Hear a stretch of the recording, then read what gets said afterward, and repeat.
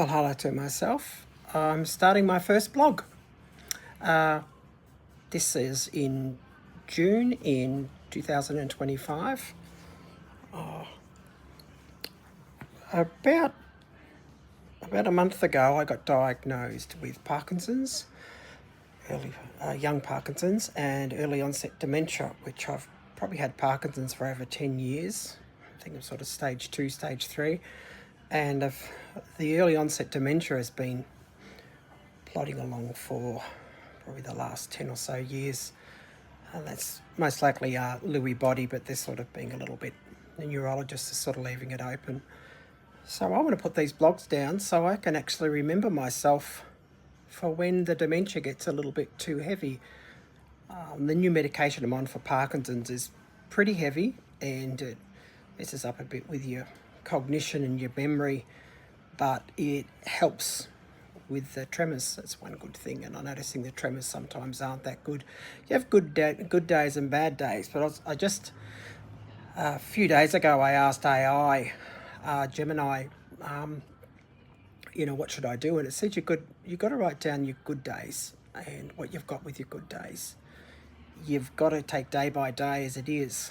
One of the most important things is to start a blog and to start your photographs, because that's going to help you with your memory. So here's me. This year I will be 55 years old. I'm 54. My birth mother and father were both in New Guinea. It was Karen, and sort of just knowing a tiny bit now about Jack that I found the end of last year, start of this year. Karen died years ago, and I was adopted from the Royal Women's Hospital, which burnt down in the 70s, and I was taken away by Karen way before I was born. So Karen in New Guinea was, as soon as I found out she was pregnant, she was rushed over to, it was actually Father Jones, who was a family relative and also a priest, and she lived with him until the government sort of took me. And that's how it was in those days, is when you were pregnant, in 69, 1970. When I was born, Karen didn't get to see me. I was taken into like an orphanage of St. Peter's. So it was a mission of St. James and St. John, the Anglican Church. And my parents, mum and dad, John and Sandra Temple, they were offered me. They had already adopted David 2 years before that, because they were Anglican, they were young, they fitted the image of me and everything else there. So I remember I was in the orphanage for 3 months because I was very sick when I was born. I was born with intersex parts and odds and ends, so I had surgery, I know, in between there, but it took me a very long time to actually take in food. But when mum and dad picked me up, I went straight to Horsham, and I was there till I was about 3 or so years of age, until I started kinder, so it would have been nearly 4 years of age.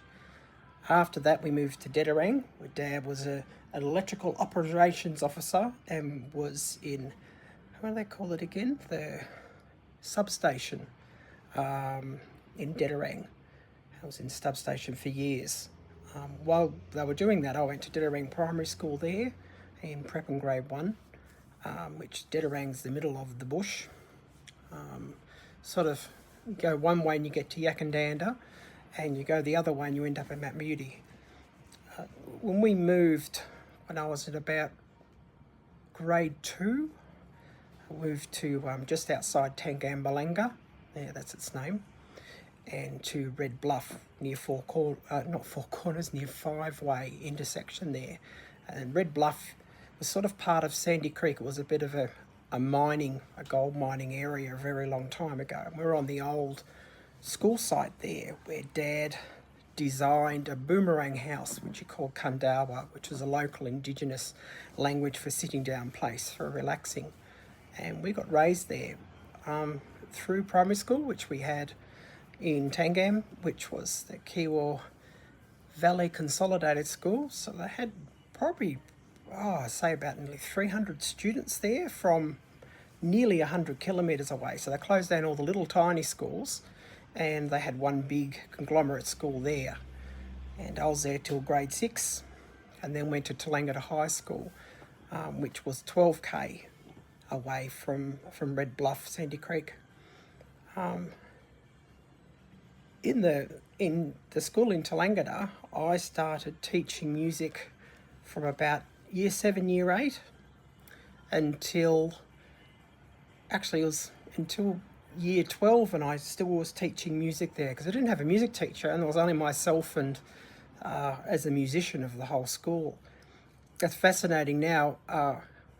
In the noughties, I had the principal, Mr. Lowcock, give me a ring and say, hey, would like you as a special guest.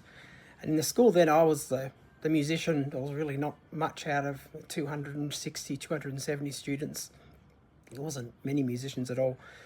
And now the school had over 120 musicians, had a recording studio, had a brass band and everything else you can think of. And it was amazing of what started off with me, then a guy called Liam Chambers and other people there that integrated in a country town from the 80s to the 90s to that was the early noughties music. And Tallangatta wasn't a musical type of a place. So it was worth it all of those years. And some of the classes went for half a year and I was the musician, taught the music. Yeah, pretty funky those days. So that's just a quick timeline of where I grew up. I'm going to go a lot more into that. In 1989, I moved to Melbourne for work at a church scene or church press company there who ran a newspaper called Church Scene, and I was a typical clerk, secretary. And unfortunately, my epilepsy got really bad. I'll go on to that another one. And I sort of left then. In 1990, had brain surgery. I had a left temporal lobectomy and astrocytoma removed. The surgeon was Mr. Andrew Kay, and my neurologist was Dr. King, who's now a surgeon or retired or something. But that was in Royal Melbourne. And after that, my entire life changed forever. As an old colleague once said, you need to be born again. After things like brain surgery or an ABI, TBI, you've got to start your life from scratch because it's a brand new you and the other you has died. And I did 2 years of rehab after that. And I had to go back to Albury Wodonga, actually back to Mum and Dad's place and then go back into rehab for 2 years in Melbourne. I'll go on that another day, but here it is. So before I start to lose my memory, I'm going to go into all different spots in my life, about my music, about relationships that I've had, about where I've lived, different stories that I've had of my childhood and afterwards. I'm going to talk about my one of my favourite things in my life, which was Club Wild. I did for 11 years in the Opera House, and working with people with disabilities and having my own disabilities. So I want to write that down and take notes for that, and also videos and all those other links. That's what I'm aiming at, and also what I've got for the future. So that's a start for my blog. I've got heaps and I'm getting help with it, which is good. And I want to grab this before my memory or the dementia sits in too much, or the Parkinson's gets a bit too heavy. But I think I'm going well. I can easily do this in a year. So self, I'll talk to you again.